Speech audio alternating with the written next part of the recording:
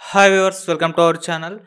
BJP government ప్రవేశపెట్టిన electoral bonds పైన supreme court అయితే ఒక హిస్టారికల్ జడ్జ్మెంట్ పాస్ చేయడం జరిగింది. సో ఈ ఎలక్టోరల్ బాండ్స్ని బ్యాన్ చేసింది.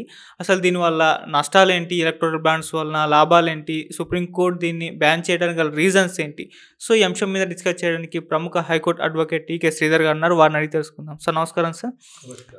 సార్ మీ ఒపీనియన్ ఏంటి? మరి ఎలక్టోరల్ బాండ్స్ పై బ్యాన్ చేయడం జరిగింది, అసలు దీనివల్ల నష్టాలు ఏంటి సార్? ఎలక్టరల్ బాండ్ అంటే ఏమిటంటే, ఎవరైనా కాంట్రిబ్యూటర్ అంటే ఒక బిజినెస్ హౌస్ కానీ లేకపోతే పొలిటికల్ అఫిలియేషన్ ఉన్నవాళ్ళు పొలిటికల్ పార్టీకి డబ్బులు ఇవ్వచ్చు. బ్యాంక్లో బాండ్స్ ఉంటాయి, స్టేట్ బ్యాంక్ ఆఫ్ ఇండియా లోపల బాండ్స్. ఆ బాండ్స్ లోపల ఏంటంటే, ఇప్పుడు షేర్స్ లాగా బాండ్స్ని కొనుక్కొని పలానా పొలిటికల్ పార్టీకి మేము ఇస్తున్నాము అని కొనుక్కుంటారు. ఎవరు కొనుక్కుంటారు ఆ బాండ్స్? అంతే 20,000 కింద ఉన్నదానికి కోర్ట్స్ ఎప్పుడు పెద్ద పట్టించుకోలేదు. అంటే పొలిటికల్ పార్టీస్ కూడా డబ్బు కావాలి కదా. ఎలక్షన్స్ అంటే అరౌండ్ 600 to 500 crores ఖర్చు అవుతుందంట. అంటే మనం చెప్పట్లేదు, పీపుల్ ఆర్ సేయింగ్ దట్ ఒక ఎమ్మెల్యే కావాలంటే ఇన్ని కోట్లు కావాలి, మేము ఎక్కడికి వెళ్ళి తేవాలి. కాబట్టి ఈజీగా ప్రభుత్వ ల్యాండ్స్ ఇట్లాంటివన్నీ కూడా అదొక భాగం. అది ఎమ్మెల్యే అయినాక యాక్టివిటీ. సో అసలు పొలిటికల్ పార్టీ రన్ కావాలంటే ఎలక్షన్ కమిషన్ ఏం పెట్టింది? కొన్ని రెస్ట్రిక్షన్స్ పెట్టింది ఆన్ పబ్లిక్ ఫండింగ్. మరి ఆ ఫండింగ్ ఎక్కడికి వెళ్ళి వస్తుంది? సో ఏదన్నా డీల్స్ చేసినప్పుడు రావాలి, లేకపోతే హానెస్ట్గా రావాలి. కాబట్టి మోడీ ప్రభుత్వం ఏం చేసిందంటే, ఎలక్టరల్ బాండ్ మీరు సబ్స్క్రైబ్ చేసుకోండి, మీరు ఎంత డబ్బులు ఇవ్వచ్చు అనేది క్వశ్చన్. డెమోక్రటిక్ రిఫార్మ్ అనే association for democratic reform. Democracy ఏంటంటే ప్రజాతంత్రం. ప్రజాతంత్రం లోపల పీపుల్ అంటే ప్రజలు దాంట్లో భాగస్వామ్యం కావాలి. సో మనం ఎవరిని ఎన్నుకుంటున్నాము ఏంటి అనేది ఇంతకుముందు సుప్రీంకోర్టు ఏం చెప్పింది? You have right to know. మనం ఎన్నుకుంటేది నేర చరిత్ర ఉన్నోళ్ళ కాదా అన్నట్టు ఒక స్టెప్ వీళ్ళు ముందరికి వెళ్ళేసి అసలు మాకు ఫండింగ్ ఎక్కడ వస్తుందో మేము చెప్పనక్కర్లేదు, కంట్రిబ్యూటర్ ఇచ్చింది మేము తీసుకుంటాము, బ్యాంక్కి మాకు. సో రైట్ టు ఇన్ఫర్మేషన్ కింద కంట్రిబ్యూటర్ పేరు డిస్క్లోజ్ చేయకూడదు మనం, ఎందుకంటే అతను సీక్రెసీలో మెయింటైన్ అవ్వాలి. మీకేం రైట్ టు ఇన్ఫర్మేషన్ కావాలి, ఓటర్కి ఏం సంబంధం అనేది యూనియన్ గవర్నమెంట్ స్టాండ్స్, దాంట్లో ఉన్న అదర్ పీపుల్ అందరూ కూడా స్టాండ్స్ తీసుకున్నారు.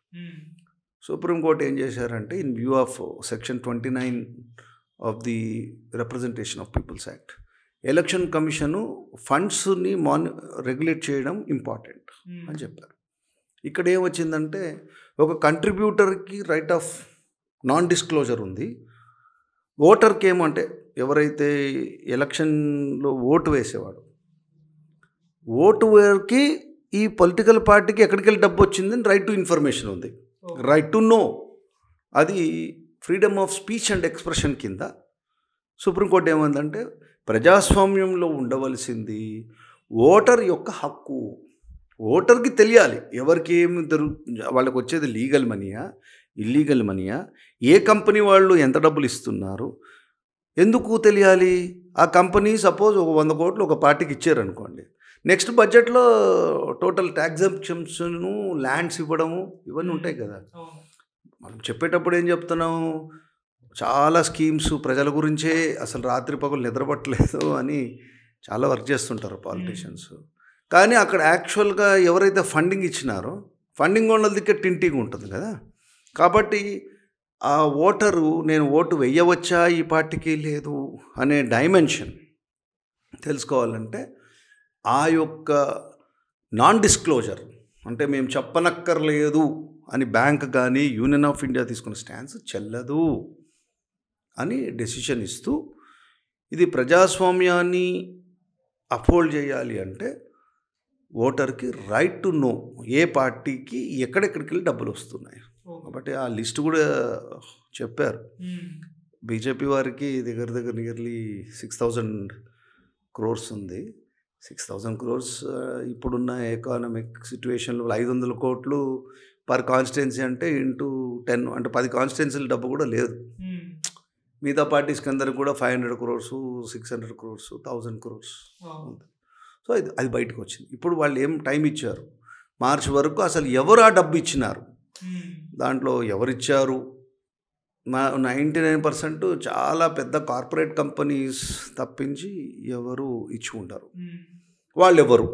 సో గవర్నమెంట్ ఎవరి దిక్కు ఉంది అనేది బయటకు వస్తుంది.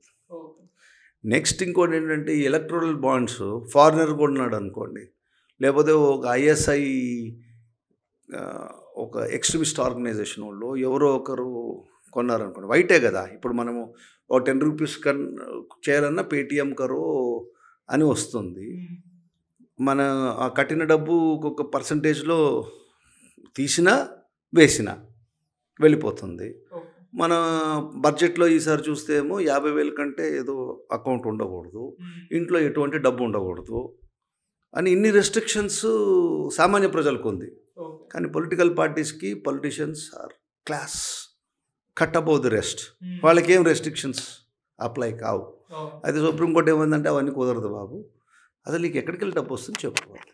సో ఆ విధంగా చూస్తే 5 judges headed by justice Chandrachud, ఇంకా అదర్ జడ్జెస్ గవాయ్, పర్దివాలా, వీళ్ళందరూ కలిసి చాలా బ్యూటిఫుల్గా జడ్జిమెంట్ని రాయడం జరిగింది. ఇది చరిత్ర పుటల లోపల మిగిలిపోతుంది. మేము క్లీన్స్ చేసేస్తాం, కరప్షన్ తీసేస్తాం అంటారు. అసలు స్కీమ్స్ అంటే మనకి ఇప్పుడు ఏమర్థమవుతుంటే స్కామ్సా, స్కామ్ అనే పదం దగ్గరకు వస్తుంది. అదేంటి ఆఫ్టర్ గవర్నెన్స్, దానికి కూడా ఒక సుప్రీంకోర్టు ఒక జడ్జిమెంట్ ఉంది. ఒక ఆల్ ఇండియా లెవెల్ అసోసియేషన్ ఒకటి ఫ్లోట్ చేయమంది. ఫ్లోట్ చేసేసి ఏం చెప్తుంది సుప్రీంకోర్టు, ఈ డబ్బు ఆ స్కీము చేసే ముందర ఆ పర్మిషన్ ఆఫ్ దట్ అసోసియేషన్ తీసుకోమంటుంది. ఎందుకంటే ఎవరికి ఏ మూడు వస్తుందో ఆ మూడుతోని డబ్బులు మేము ఇచ్చేస్తామంటున్నారు. ఇవ్వచ్చు, ఇవ్వకూడదని కాదు. కానీ మళ్ళీ అదే జనాలు ఒక వర్గం ఏమంటుంది, ఈ డబ్బులు ఇచ్చేసి ఎవరు పనికి రావట్లేదు, అసలు అగ్రికల్చరల్ యాక్టివిటీ అంతా దెబ్బతినిపోతుంది.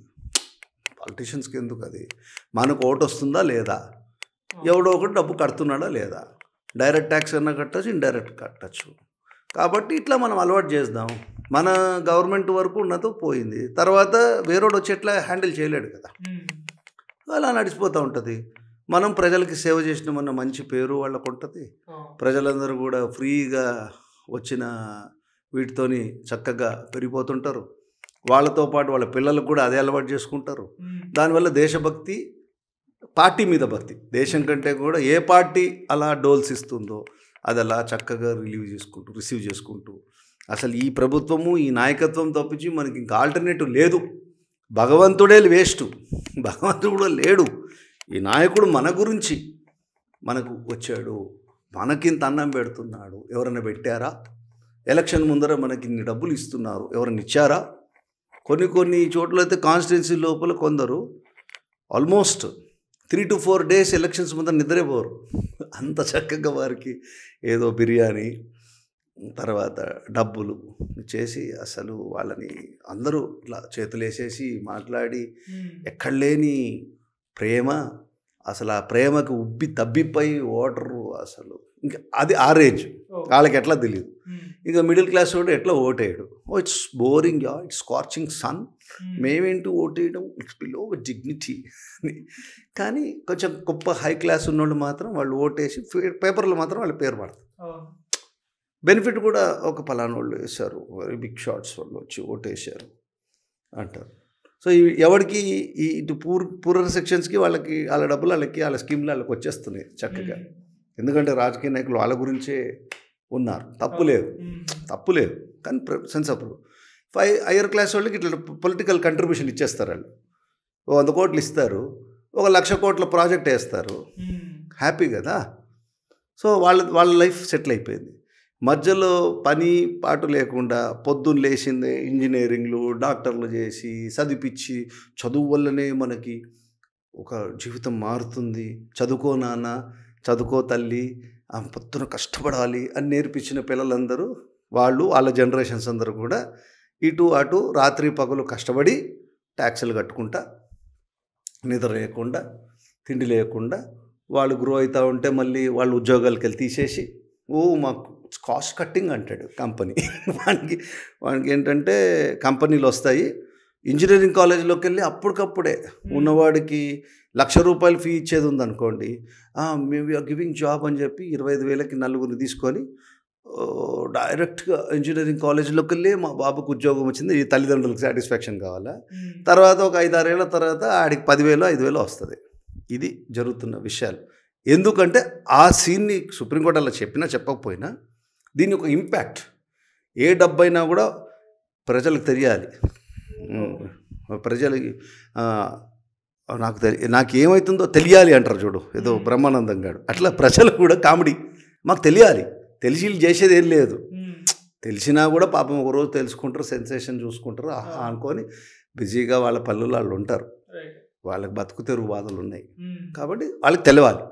తెలిసింది, సుప్రీంకోర్టు ఆ బాధ్యత తీసుకొని చెప్పింది. కాబట్టి it's a very good judgement which will open up. అసలు పబ్లిక్ మనీ ఏమవుతుంది, పబ్లిక్ మనీ ఎక్కడ పోతుంది, ఎవరెవరు గేమ్స్ ఆడుతున్నారు బిహైండ్ ది స్క్రీన్. చాలా సొఫిస్టికేటెడ్ వైట్ కాలర్ యాక్టివిటీ, చాలా చక్కగా అసలు ఇంగ్లీష్లో మాట్లాడుకుంటూ అసలు వింత వింత పోకడలతో ఆ క్రీమ్ ఆఫ్ ది సొసైటీ ఎలా చేస్తుంది అనేది ఒక ఎక్స్పోజర్ వస్తుంది. చెప్పాల్సిందే. ఎస్బీఐ కూడా పాపము మేము చెప్పము మా కస్టమర్లు అందరూ మాకు వాల్యుబుల్ కస్టమర్స్ అంటున్నారు. ఎందుకంటే డబ్బులు కోట్ల రూపాయలు వాళ్ళు ఇస్తారు కదా. ఈ కస్టమర్లకి కట్టిన బ్యాంకర్స్ కట్టేవాళ్ళు వాళ్ళందరూ కస్టమర్లు కాదు, ఆన్లైన్లో పే చేసుకోవాలి మనం. కాబట్టి ఇలా చేస్తూ ప్రజాధనం ఏమవుతుంది ఏం సంగతి అనే కంటెక్స్ట్ లోపల ఇది గొప్ప జడ్జిమెంట్.